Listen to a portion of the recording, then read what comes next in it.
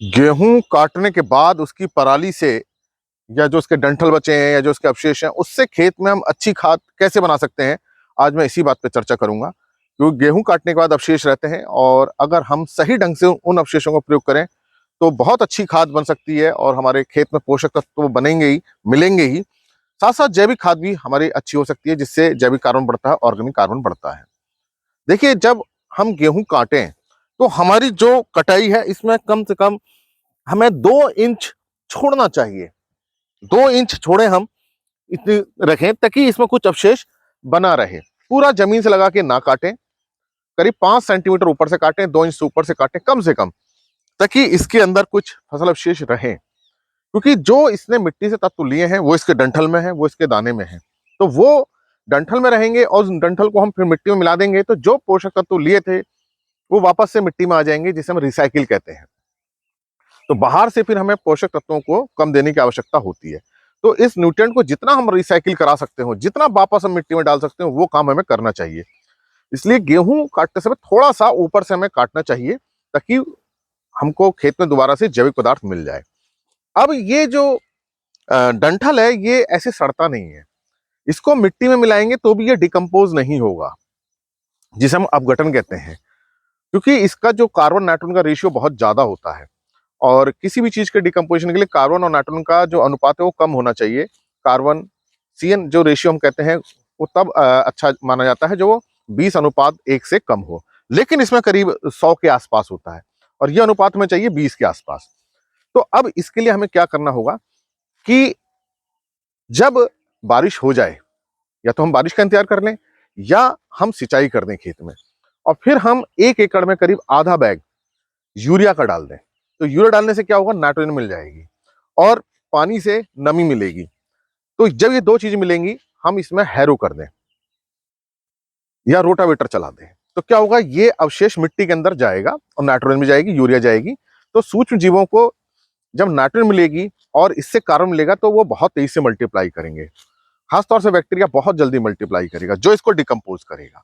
तो हमको क्या करना है कि एक तो इसको मिट्टी में मिलाना है, दूसरा नमी सही होनी चाहिए, तीसरा नाइट्रोजन की सप्लाई हमें करनी है। अब ये नाइट्रोजन देने का बहुत अच्छा तरीका यूरिया है, क्योंकि बहुत जल्दी पानी में घुल जाती है और तुरंत सूक्ष्म जीवों को उपलब्ध हो जाती है।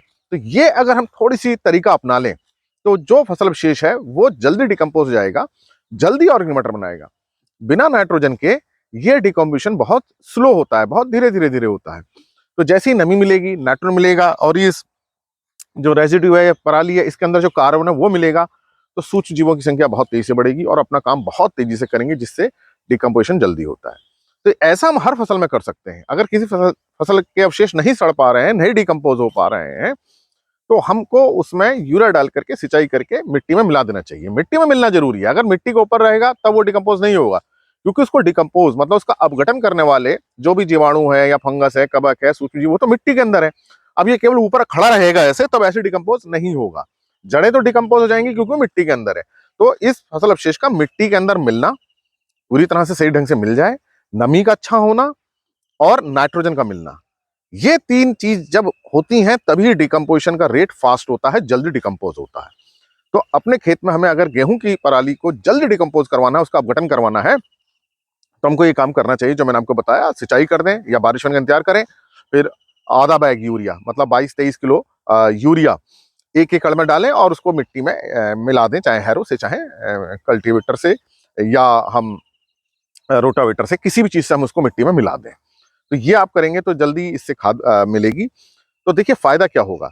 एक तो देखिए इस पौधे ने कार्बन जो ले रखा है वातावरण से, जो कार्बन डाइऑक्साइड इसके अंदर गई है और इसने जो जैविक पदार्थ बनाया है, चाहे वो सेलुलोज है या हेमासेलुलोज है, कुछ भी है तो इसके अंदर जैविक पदार्थ ही जो कार्बन का रूप है, वो कार्बन मिट्टी के अंदर आ जाएगा। तो जो इस पौधे ने वातावरण से CO2 ली थी, जो अपने अंदर फिक्स कर रखी है, वो मिट्टी के अंदर आएगी। तो एक तो हमारे मिट्टी के अंदर इस तरह से जैविक कार्बन बढ़ता है, जैविक पदार्थों की मात्रा बढ़ेगी, मिट्टी हमारी अच्छी होगी।